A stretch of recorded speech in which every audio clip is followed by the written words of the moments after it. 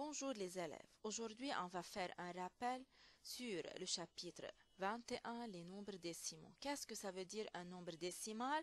Un nombre décimal est un nombre qui est formé d'une virgule et deux parties. Partie avant la virgule, partie après la virgule. La partie qui est avant la virgule, c'est la partie entière.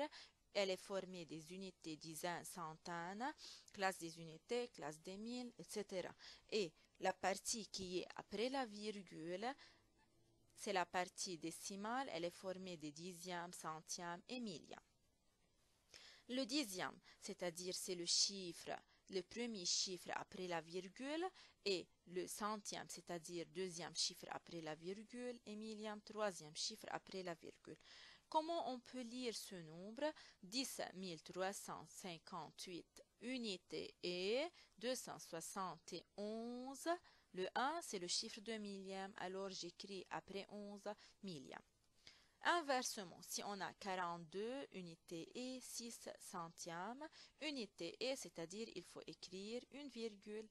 La partie qui est avant l'unité et, c'est la partie qui est avant la virgule, c'est-à-dire il faut écrire 42.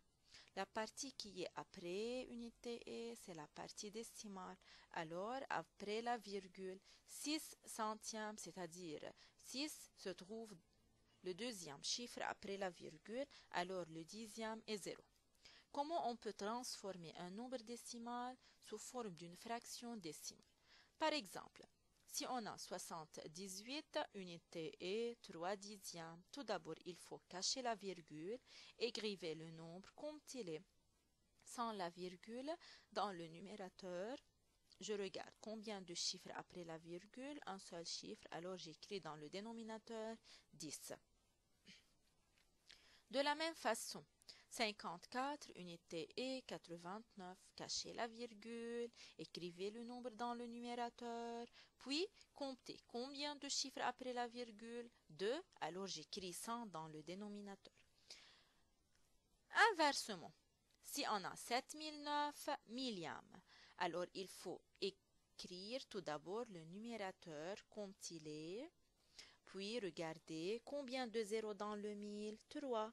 Alors il faut déplacer la virgule, 3 chiffres, 1, 2, 3, et je mets la virgule, c'est-à-dire 3 chiffres après la virgule. La réponse est 7 unités et 9 millièmes. Je veux faire une application. On donne le nombre suivant, 4009 unités et 58 centièmes. La première question, quel est le chiffre de dixième? Dixième, c'est-à-dire le premier chiffre après la virgule. Alors, le chiffre de dixième est 5. Que représente le chiffre 4? Voilà le chiffre 4, c'est l'unité de 1000. Quel est le nombre de centièmes?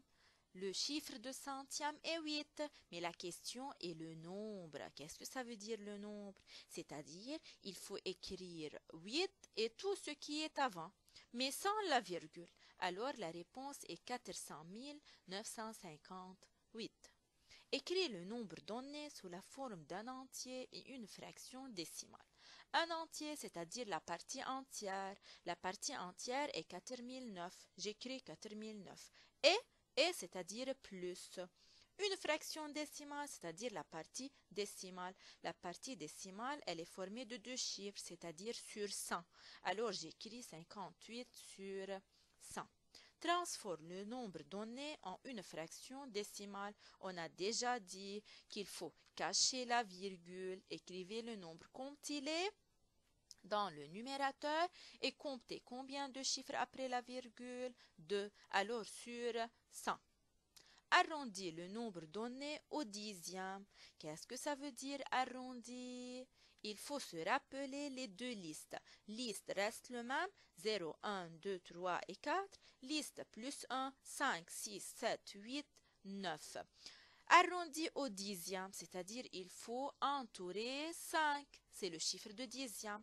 Il faut regarder le chiffre qui est juste après. Le chiffre qui est juste après est 8. 8 se trouve dans la liste plus 1. Alors, il faut ajouter à 5 plus 1. 5 plus 1, 6. Regardez, alors la réponse est 4009, virgule. Au lieu de 5, j'écris 6 et au lieu de 8, 0. Ensuite, je veux faire une application du livre, page 97, numéro 6, la partie A. 53 unités et 174 millièmes. La première question arrondie à l'unité. À l'unité, c'est-à-dire il faut entourer 53. Je regarde le chiffre qui est juste après. 1, c'est dans la liste reste le même. Alors 53 reste le même et tout ce qui est après seront 0. Mais lorsque je vois la virgule avec des zéros, il faut barrer. Arrondi au dixième, le dixième c'est 1. Je regarde le chiffre qui est après. 7, 7 dans la liste plus 1. Alors il faut ajouter plus 1 au chiffre 1. Alors la réponse sera 53,200. Arrondi au centième. Le centième est le chiffre 7. Le chiffre qui est juste après est 4. 4 dans la liste reste le même. Alors 7 reste le même et la réponse sera 53,170. Au revoir.